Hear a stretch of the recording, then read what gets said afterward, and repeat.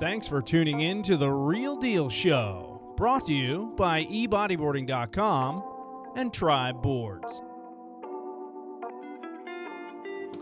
Hey folks, back at you again with The Real Deal Show. We're going to continue our conversation from the last show with my good friend Keith Sasaki. We got into sort of the end of his competitive career and started moving into sort of his time in Europe. He was living over in France and switching to some different sponsors, which we pointed out in the last episode. So talk about that time. I mean, were your new sponsors, Keith, were they paying you enough to make a living just bodyboarding? Did you have to work over there, or were you good just bodyboarding still? You know, it was difficult. It was difficult because I was making a little bit of money from the board brand. Yeah. But it was inconsistent. I was making a little bit of royalties, but again, that was inconsistent. So I supplemented my income by working with a bodyboard magazine there. I became the editor. I became the editor, and you know that helped with finances, and it was neat also because you know the magazine didn't really have any contacts with American or Australian or foreign photographers, and I was that liaison. Yeah. So. And this is Body Rider magazine. 100%. Yeah. Yep. And so if something ran in Bodyboarding magazine or Riptide, and it was that spectacular of a shot. I go, hey Billman, Lloyd, do you mind if I propose these shots to the magazine? Yeah. It's already it's already been printed, etc. And you know, if we can print it, you know, just extra cash in your coffers. Yeah. So I came to an agreement with many photographers for shots that had been published or others that had not been published, and never or did for whatever reason didn't make the cut with Bodyboarding or Riptide. Yeah. So that that helped with finances, and just doing some odd projects to, more promos in throughout Europe. So, yeah. Now, what was your day-to-day like with the magazine? Did you have to go into an office every day? I mean, I could, but I was also in the position of, there's a deadline. There's a deadline. We need to scan all the photos in, and we need to flash, the prints, etc. But then again, the waves are 4 to 6 feet, and it's perfect. And the tide's coming in, so sorry guys. So you bail. Sorry guys. But you made your deadline still. Make the deadline. Now, what was your day-to-day job with the magazine? Was it just gathering articles and photos, and then somebody else would do the layout of the mag? Yeah, that wasn't my. Well, actually, I take that back. So it was everything. It was basically. Gathering the content or gathering the photos. Yeah. Right. Thinking about the content, writing the content, asking people for contributions, interviewing people. Yeah. Etc. Well, hold on now. This is a French magazine, and you had been there long enough. You're now speaking some basic French or fluent French. I mean, how good were you at French, and how hard would it be to be a magazine editor when it's not your native language? Yeah, okay, so I understood the language. I understood it. I could have spoken the language a lot better at that point. Yeah.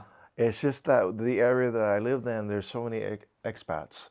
There's a lot of English, there's a lot of Australians, there's a lot of Americans, and you can be lazy enough and just speak your native tongue. Oh, okay. And I'd have to say probably 85% of the people there speak English at a level where you can get along. Okay. So I was kind of in that in that category of people. A lazy American.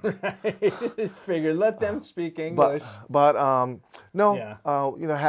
There was enough communication. I did. My ex-wife always jokes with me on this one, because I was going to French classes to learn how to speak. Oh, wow. Okay. To learn how to speak the language, and then when it came down to it, I never learned how to write. And she says, yeah, you don't know this, but I received many phone calls that you weren't at class today. How was the surf? I said, surf was firing. So That's everyone that rides waves has been through that. yeah, We've yeah, all been yeah, through that yeah. one. No, but In a different form. I had a I can't figure out the word, but an assistant Okay. that spoke English well enough and wrote English, could translate enough. Oh, good. And I had an understanding of basic French to actually be able to read and say no, that's not actually what took place. So let's rework this. Yeah. And then again, we would have the copies of Bodyboarding magazine. We would have the copies of Riptide. Yeah. And we would try and take some of the layouts. Yeah. And copy them. Yeah, the best parts of, sure. the other magazines. Sure, that makes sure, sense. sure. So, okay, how many years were you living in France? You were married at the time. You had 2 kids, 2 girls. Yeah. Two great girls, 29 and 26. Well, we can get into that a little bit later on. My total amount of time in France was 17 years. Wow. Yeah, but there was a period of time in like 1999 where I came back to America to work at Pitt Bodyboarding magazine with Cameron. Yes. Cameron and Eric Apple. Yeah, that's going to be fun. Yeah. To talk about. Yeah. So, but let's finish up in France. Yeah. So That initial period. That initial period. Yeah. So I mean, but the total amount of time was 17 years. Oh, wow. Up until 2007. But yeah. It was a great time. It was a great time because the first year, 1990. It's funny enough.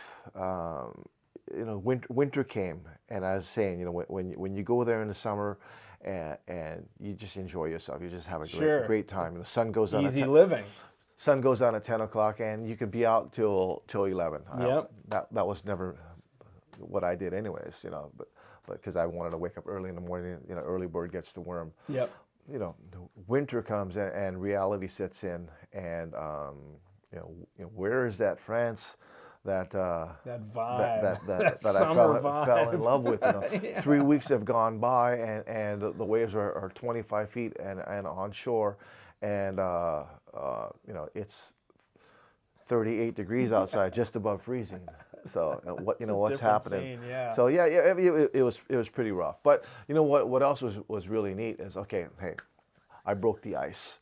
And the second year, and Jay, you can correct me on this one, maybe you were on the third tour. The second year was probably Reale Reeves and Paul Roach, or something like that. Mike Stewart. Yeah, I came the second year with Mike and Paul, and then I came back again with Reale the third year. Yeah. Right. Yeah. So it became a trend where hey, the first year Keith visited Portugal, Spain, the Canary Islands, and France. Okay, who are we going to bring next year? Right. Jay and Mike and Paul. Let's get Kainoa. Let's Kainoa. To come over, etc. So, and that went on for a few years, and then bodyboarding was really strong. Yeah. In Europe for many years, and Michel Hoff invested a lot of money into the Hoff Pro. Yeah. I'm not sure if he had 2 events in Anglet and one in the Reunion Islands, or maybe he had 2 in the Reunion Islands. I really can't remember anymore. The Hoff Pro, just touching on that, we would go over, and Michel, like you said, he was well entrenched in the surf industry over there in France and in Europe in general, and he would lay out the red carpet for us. I mean, we would get there, and he'd take all the competitors. I remember he took us on buses to the Pyrenees, the foothills of the Pyrenees, to this like ancient Basque, I don't know, it was a castle or some kind of structure. It was really cool and historic. And then we had this like catered, beautiful sit-down dinner. He gave everybody berets, that said Hoff Pro. I think I still have mine. Mm-hmm. Just really was not content to just run a contest. He wanted to make it a memorable event. Even one year we had that night surfing thing. I don't know if you remember. He put No, lights I do. out there at Anglet, and we surfed at night. So cool. As a matter of fact, that first year that we had the night surfing thing, that was the catalyst to making it a yearly thing to where it is huge now. Oh, they still do it? It is huge now in France. Wow. I mean, that first year, That was 30 years ago. you and I think Brian Weiss was there. Brian was staying with me for extended periods of time, which he normally does. And I think even Chris Tenberg. I think the Kauai Classic team had come over as well. Maybe that was the second year, but I mean, it was put together so, if you want to say it crudely, in that we had glow sticks. I think we attached glow sticks, and there was a couple spotlights. Yeah. So cool. On us, but it attracted a lot of people because that's what it's like. Again, the sun goes down at 10 o'clock, and there's thousands of people still yet on the promenade. Yeah, it was a heyday, man. Yeah, and they see these knuckleheads out in the water. Wow. But yeah, these days it's a huge event. What was the burger place I used to love to eat at? What was it called? You used to like Surf Burger? Surf Burger. Surf Burger was pretty cool, but I went to another. I love Surf Burger also, but just next door there was a place called the Panini Show, and that was my competitor. favorite. Oh, it was good stuff. It was good stuff. So I mean, you were entrenched in French culture. Were you eating the baguettes and doing all that stuff? You were kind of into it, and then you weren't into it towards the end of your the first. Yeah, towards the end, I really wanted to come back here. Yeah. I just was kind of getting tired of it, and very frustrated, bad road rage, etc. And I was homesick. Yeah, definitely was kind of over being in France, and it was turning kind of ugly for a while. So yeah, but these days when I go back, it's like wow.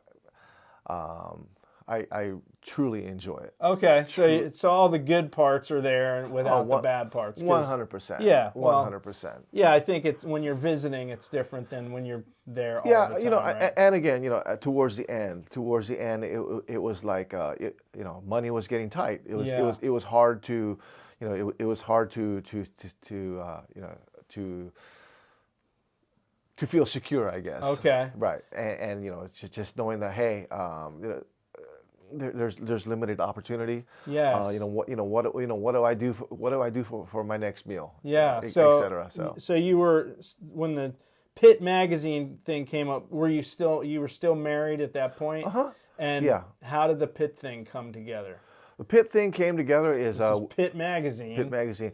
We were at an action sports retailer show in Long Beach, and the opportunity came up. I'd met with Tracy, who had a big part of the magazine. I'm not 100% sure if Ian Cairns was already involved. Now, I will point out, this is like the .com boom years. This is when everyone was starting up .coms. Money was coming in from venture capitalists. Yeah. Blue Torch was a big media company, I think, at the time that was going to back it. Yeah. So actually, so you need to rewind probably 6 months. Okay. So Pit magazine and the surfing magazine that they had also in place was just around the corner in San Clemente. And then one day,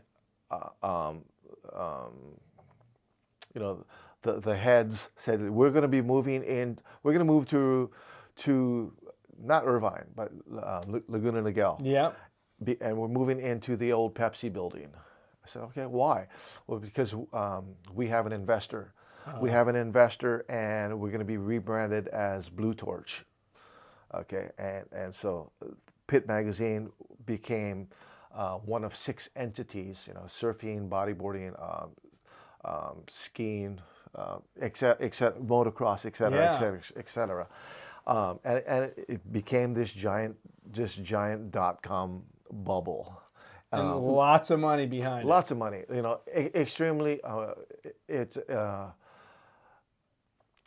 I needed $10,000 for an event, here's a 10 grand. Just make sure you get all your results. And that is one of our greatest accomplishments. If we can fast forward with the Blue Torch involvement, is Tom Boyle. Yeah. Was part of the Blue Torch crew, more so on the cinematography side. Okay. And then we decided we had an opportunity to be involved with the Tahiti event, the Tahiti Skins event. And so I'm not sure how it all got sewn together, but I think I stayed in touch with Tom Wilson, and we came to agreement that, listen, Blue Torch will be the media sponsor and the company that puts up the cash purse. Wow. And then we invited, I think, I'm not sure if it was 26 or 36 bodyboarders from around the world. And Yeah. It turned out into a good event. But that's just one example of the kind of money that was out there with the .com. And you did that with Cameron, Steve Sowitz, and who else was involved with the magazine at the time? Cameron was still involved. He had pulled back a little bit. Cameron was kind of like almost the face of motocross, surfing, announcing, and bodyboarding as well. Eric Apple was also involved heavily for a period of time on the advertising side. And Scott Picard, right? Eventually, didn't he take it over eventually? I'm not 100% sure. You're talking 23 years ago. Yeah. So, what's your name? Yeah, right. Yeah. And Steve Sowitz was my creative director. Yeah. And I think I may have reached out to you a couple of times for content. And sure, I wrote some stuff for the mag. It was a neat thing, and like all good things that are too good to be true, came to an end. Came to an end. You received an email at a certain time of the day. Is like, if you're receiving this email, please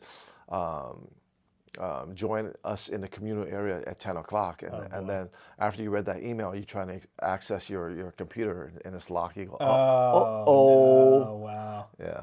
And you guys, I will say this about Pit Magazine, for those of you old enough to remember that mag, they pushed the boundaries of, totally different than Bodyboarding Magazine, which was sort of the status quo, and really off the charts from, say, BIM Magazine. Right. BIM was at this end of the spectrum in terms of family-friendly content, and Pit was down here. No, I'm not going to say no. It wasn't a bad content. It was just, let's say, some R-rated content, right? You weren't afraid to push the boundaries. We weren't afraid, and we had the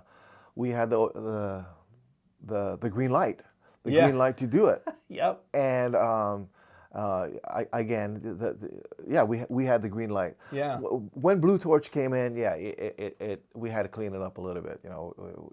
There was less birds being flown. Yeah. Because there's investors now. Yeah, there were investors and at that point, I should say. It made it a little bit more difficult because I actually had to do some editing. I would have to actually spell check. Actually work. Which actually in Pit Magazine, right. There was.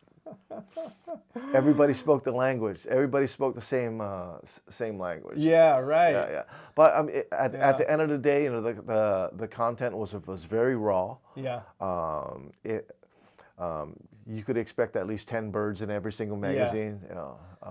And he means guys giving you the finger, which I won't do on camera, but So that for the short life of that magazine, it really stamped its sort of identity on the sport at the time.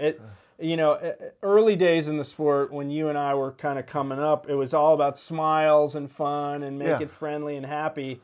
And that was like, let's show the hardcore side of the sport, that there are athletes and they're charging and they're not all goody two-shoes. They're normal people who sometimes go out and party or whatever. Yeah. It was I get it. The early days of more, it was like, and even bodyboarding magazine, it's like, let's not scare people. Right. Let's not scare people. This is something that needs to be fun, But then again, when we receive a photo of Andre Bota on a 15-foot wave at Chopu going over the falls head first, that's a double page spread, if not a poster. Yeah. That's the difference between Pitt and other media out there. Yep. If someone hits the reef and their shoulders blown out, and we have a good photo of that, we're going to print that. The bones sticking out of the skin. Yeah. And there was a cover of, I think, Robbie Crawford puking.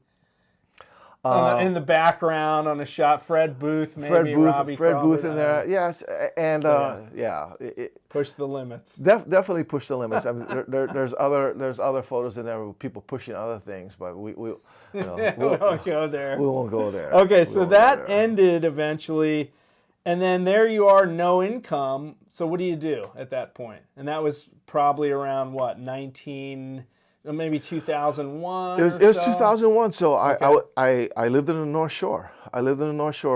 Chris Taloa introduced me to his extended family, and they were so beautiful. They opened their doors, and they gave me a place to stay. Yeah. Etc. Wow. All I did for a year and a half was jump in the water, play tennis, and the funny part was I was still going back and forth to France quite a bit. It's because my brother had worked for Continental Airlines back then, and he wasn't married, and he gave me all his flight benefits. Oh yeah. So you had free tickets. It was great. Relatively free. Yeah. I mean, flying from Honolulu to Paris round trip for $90 first class. Oh man. Oh my God. You really can't beat it. I drank more than $90 wine each way. Yeah. So I'm sure you did. Yeah, living. There was a period after the .com thing, and there's no shame to it. When you work in America, you have a safety net. You pay into the safety net. Yeah. And, but after a certain amount of time, your safety net runs out. So you know what, you better take your finger out. And Got it. So I did odd things, meaning continued writing articles for whoever wanted to receive my content. Yeah. I helped with the media coverage at Mike's events. I helped with the media coverage at Carol Phillips events. Yeah. I even did some contributing to the Triple Crown. Okay. Yeah. So So you're getting income here and there, Yeah, enough to yeah. keep some bills paid or Yeah. whatever. Exactly. And then you'd go back and visit your girls in France. Yeah, Yeah. Exactly. It's just staying busy, and living, and then the opportunity finally came to move back to Europe. I was offered a position at Gotcha, which Gotcha was part of the Nepali group, which is Quicksilver. So I jumped on that, Yeah. because it would allow me to move back to France to be closer to my children, who were still young, Teens at that point, probably if close that to it. Yeah. if that. Okay. And so I was there for a couple few years. What did you do with Gotcha? I was a marketing coordinator. The official title was a marketing coordinator, which is basically gathering the materials to make sure that the marketing department has everything to succeed. Yeah. But then again, my boss gave me his title in many ways. So I was a marketing manager, getting paid the marketing coordinator salary. Oh, gotcha. It was neat. It was a neat period of time. I helped organize the Gotcha Pro in Lacanau, France, and Okay. then also the Gotcha Tahiti Pro. The Gotcha Tahiti Pro, and right after the Gotcha Tahiti Pro, when all the Blue Torch, or many of the Blue Torch crew had left, we had the Skins event. Yeah. But it was pretty. I had my finger in marketing for quite a while, because what you and I did with photo incentives, with promotion and everything fell under the marketing umbrella. Yeah. And I saw, just as you did, Jay, I saw a way to increase our incomes by writing magazine Yep. articles. So I tried staying relative that way. Yeah. So so you worked for them for how many years, and then that came to an end, right? That came to an end, and probably like about 2005, and, Okay. and I hung around France for a couple of years. You know, I built up a war chest that allowed me to stay there long enough. Yep. And then you know, after a while, it was like, yeah, you know, I need to go back. It's just not cutting it. Yeah. I wanted to stay, but it was just not cutting it financially, and my resume had made it onto the desk of a company in France, and the fella read my resume, and he recognized my name. He was a surfer, and he reached out to me and said, "Hey, I'd love to interview you." And I said, "At the moment, I'm living in France." He said, "Oh, that's too bad. When you come back, let me know." I came back to Hawaii, and I called him up and said, "You know, the position's been filled. I'll probably have something in about 8 month period of time." You know, I translated that into being blown off, and I said, "Listen, I'm on a big island, right now. I'll pay my own way right now." Because you had family on the Big Island. Yeah, right? yeah. I'm on the big island. I'll pay my own way, and I'll interview with you tomorrow. How's that sound? Wow. It's pretty aggressive. Pushy. Yeah. Well, yeah. You needed it. It was a sales position, and so I did it. I flew in, did the first interview. They liked what they heard, what I had to offer, and they had recommended for me to stay one night in the event that the VP wanted to interview me. Had the interview with the VP.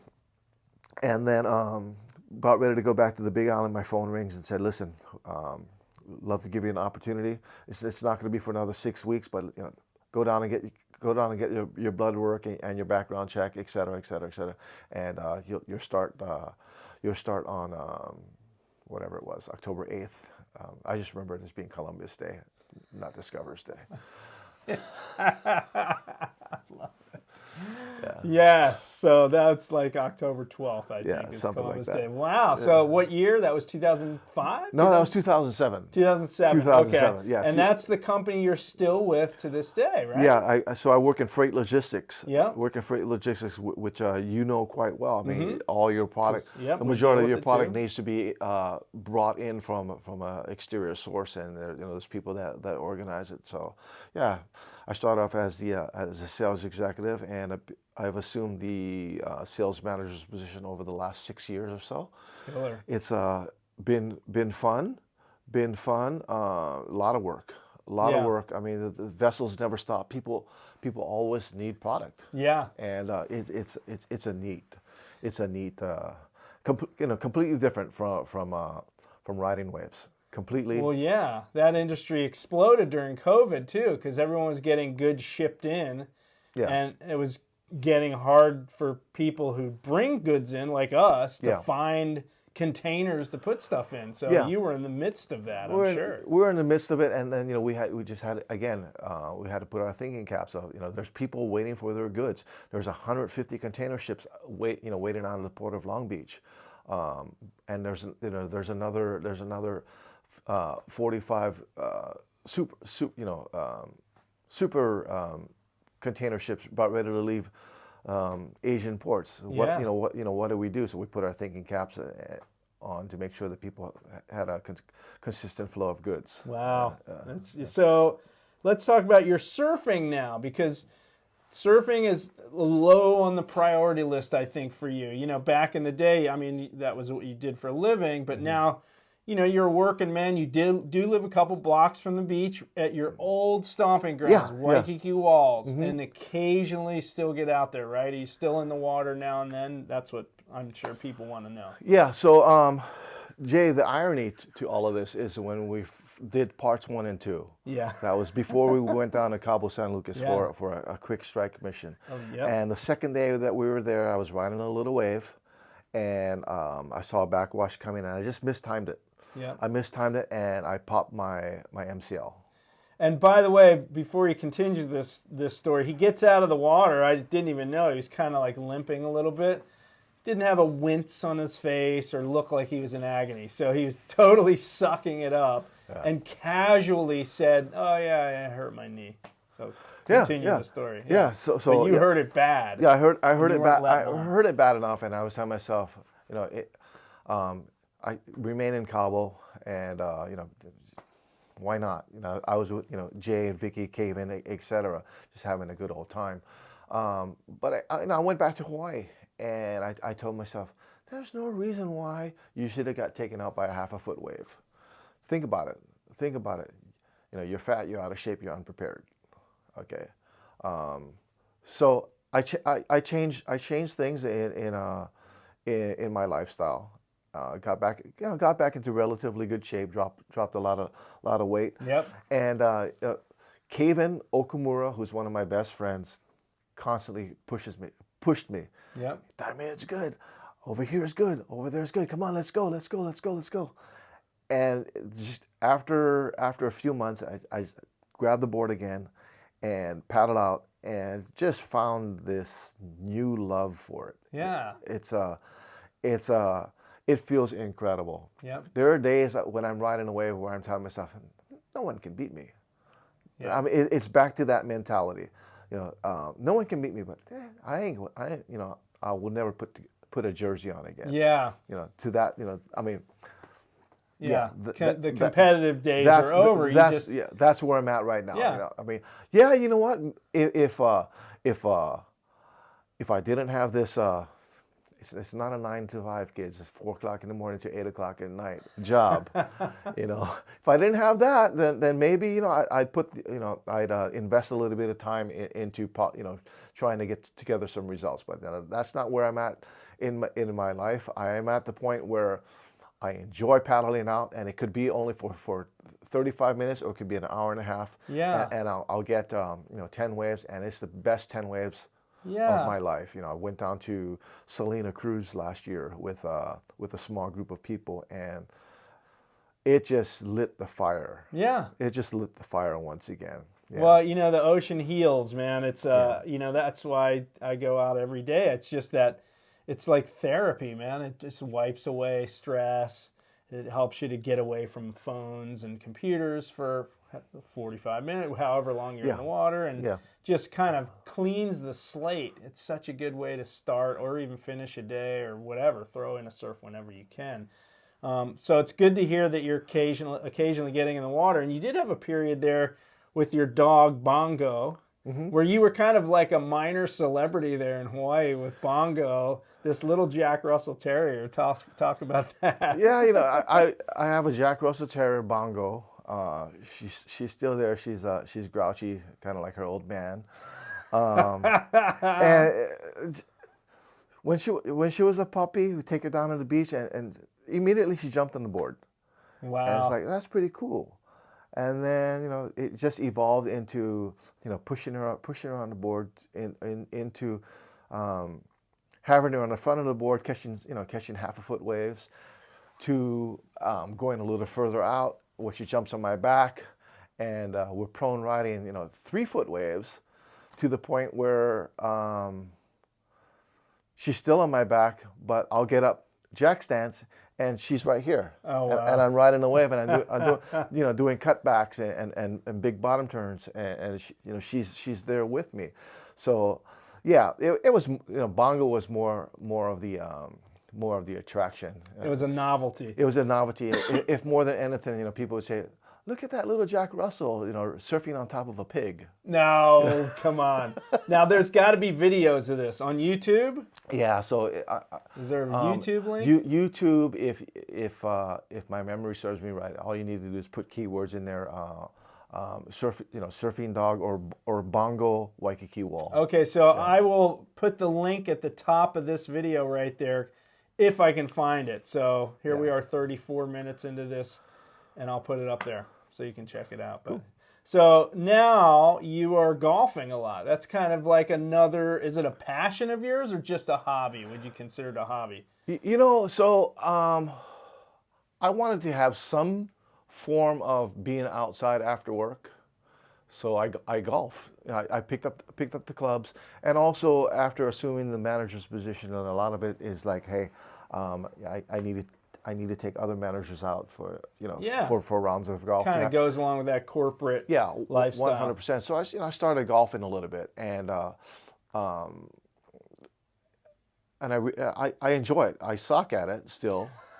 Don't worry, man. A lot of us suck at golf. I suck at it, but again, a lot of the managers that I play with suck also. Well, we played yesterday with our friends Jason and Andy, and we all hit some awful shots and some great shots. That's just how the sport is. Yeah. So I golf, and I still do, but so I'm probably 4.5 years in. Yeah. And again, that is a blessing in disguise as well, because by golfing those 4 years, it just put me out of wave riding shape. Okay. And that led to that little MCL injury, and then eventually to my my love again for riding waves. Yeah, so blessing in disguise. What lifestyle changes have you made? I mean, we used to play tennis a lot, and I know you're really into tennis for a long time. Yeah. This guy really is a great tennis player, unless you spin the ball, in which he gets very, very irritated. Me spinning the ball. Yeah. But yeah, so no more tennis, but right? Are you still playing? No, how did you change your lifestyle to lose weight and get in better shape? It's nothing big. We all try diets. Hey, I'm going to eat fish and salad. I'm going to be a lot better. And works out for about a week, week and a half, and then all of a sudden, yeah. So get tired of that. All it came down to, and it actually fit my work schedule is just not eating 5 times a day. Okay. So it's basically everything I had learned bodyboarding at a high level, where you're eating small meals 5 times a day to sustain energy, your energy level. I get it. And your metabolism does not work when you are a corporate manager. Right. When you're somewhat sedentary. So eat less. Yeah. Don't eat so frequently. Yeah. And I was already doing that. I was already going 16 hours not eating.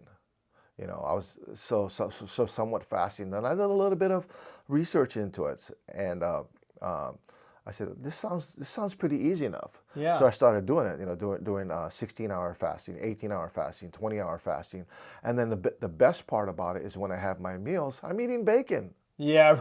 I'm eating bacon and I'm eating steak. I'm eating all the fatty foods. So is this like the Atkins diet? Somewhat. Somewhat. Keto or whatever. And completely opposite of what I was taught when I was competing. Yeah. Carb up, carb up, carb up, carb right. up. Now it's like bacon up. Yes. Bacon up, a fatty hamburger up, avocado up. Yeah. And just don't do the 5 meals a day. No. And do you reduce your portion sizes too? It's a calorie deficit. Without getting too technical into body burns a certain amount of calories on average. So you just eat underneath that threshold, and at the end of the week, if you're eating at a 300 calorie deficit times 7, that's 2,100 calories. That's not quite 1 pound, 3,600. Calories, 3,500 calories per pound. So you do the math. It adds up. Yeah, calories in versus calories out. Yeah. And that's all simple. I did. That's all I did. Yeah. Right on, man. Simple. Cut out a few things which on occasion, like right now, I tell myself, hey, I'm on vacation, so I'm going down to Surfing Down. I'm gonna get myself a giant coffee and two chocolate bars. I love this guy because like me, I have a sweet tooth. I like burgers. I like pizza. And there's everything in moderation, man. If that's what you enjoy, figure out a way to make it work. Don't deprive yourself of everything you love. Just don't overdo it, right? So, although if you see my Visa bill and you see Papa John's every 4 days, the dipping sauce is my favorite. Yeah. Okay, so we're gonna tie this up with a kind of a big question here, and maybe your answer is simple, maybe it's not. What do you want your legacy in the sport of bodyboarding to be? Because you've definitely establish one, but what do you want it to be? You know, I'm not sure if it's for me to decide what it is. Every, you, you know my achievements. The the last two generations probably don't, because to be quite honest with you, I've been somewhat stealth. You know, Yeah. I don't join all these forums or all these whatever you want to call them, and being involved every single day. I've pulled myself back on that. You know, I was the guy from Hawaii that moved to California, who drop kneed, made a good living. That moved to Europe, made a good living. Well, you pioneered high performance drop knee riding. Yeah, yeah. That's really, to me, that's a huge legacy in my eyes, because you paved the way for everyone that dropped knees since then. Jack Lindholm introduced us to the stance, but you really took it to that next level of the high performance realm. You know, that's there. You know, I'd like to be remembered to. I like to be remembered that I mixed a lot of business in there. Yeah. Business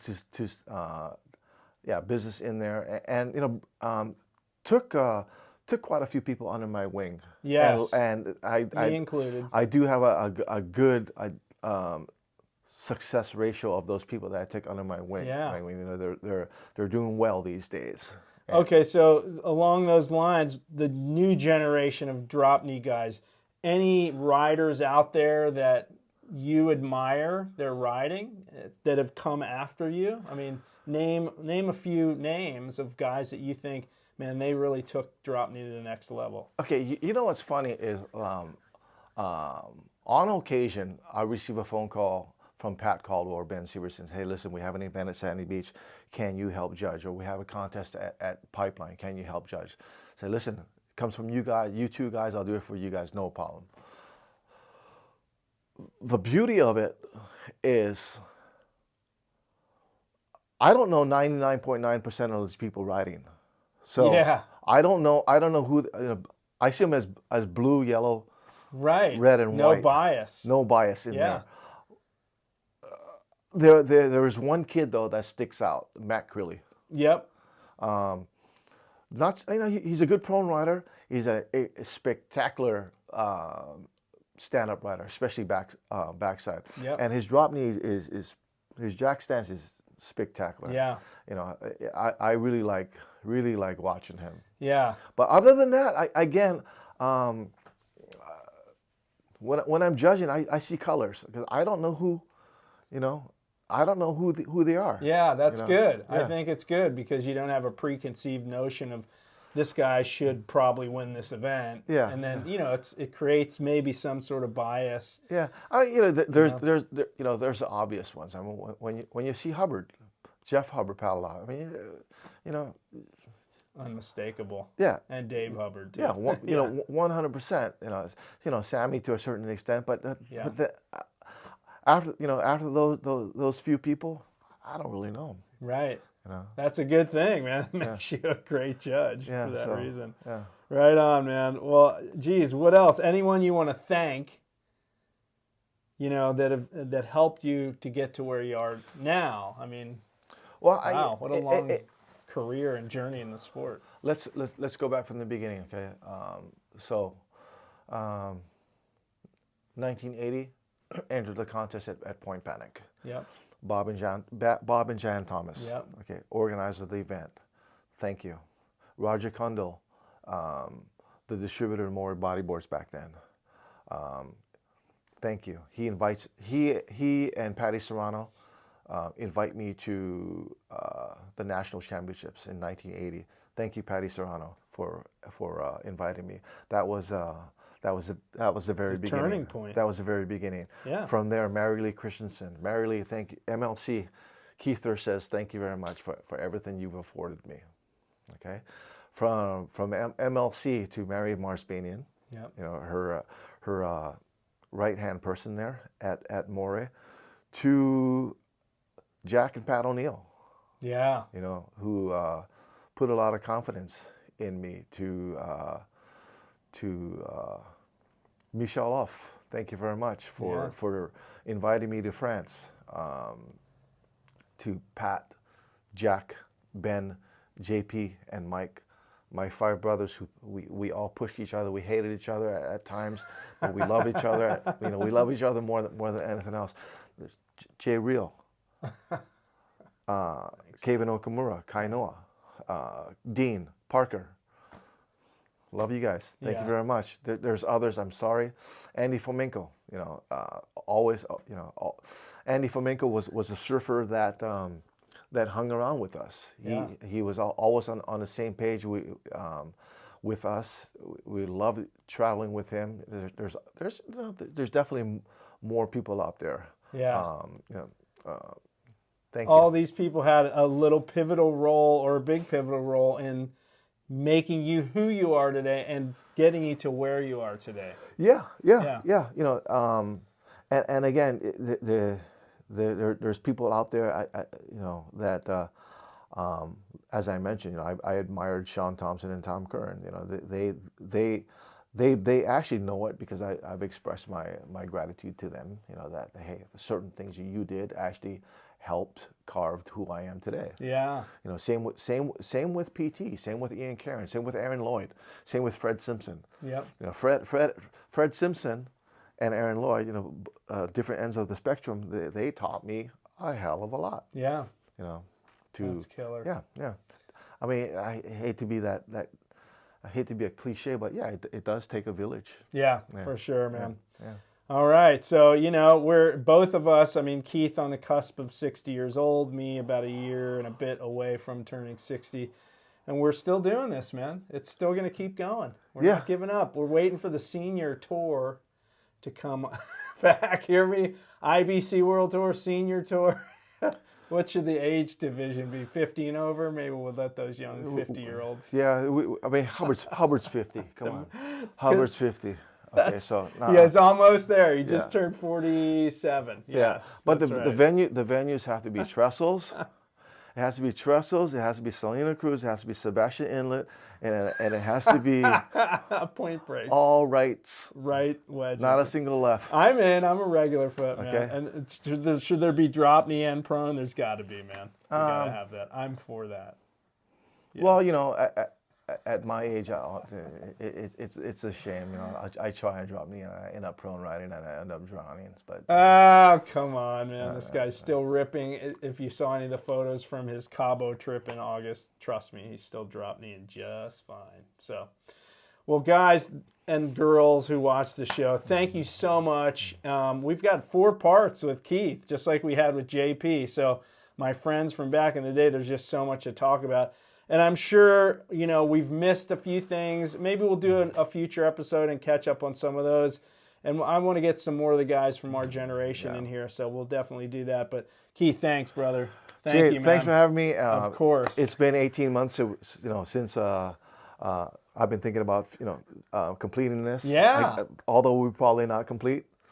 Well, hopefully we can get a refresher. Yeah. And as you mentioned, maybe we can get Pat in the room, JP in the room, all at the same time. Well, yeah, I mean, we talked about doing a trip next year with, us, and maybe let's get some of those guys, and we'll do some more shows. Sounds good. Like that. Sounds good. So this is goodbye, but just temporarily, right? We'll be back again. We'll be back. Sometime. We'll be back. So that'll do it for this episode of The Real Deal Show. Folks, thanks. Thumbs up. Throw some comments if you're watching us on YouTube. Hope you enjoyed that. And if you listened on the audio podcast, we gave you a good almost 50 minutes of content to listen to there. So hope you enjoyed that. And as always, ladies and gentlemen, we will see you in the surf.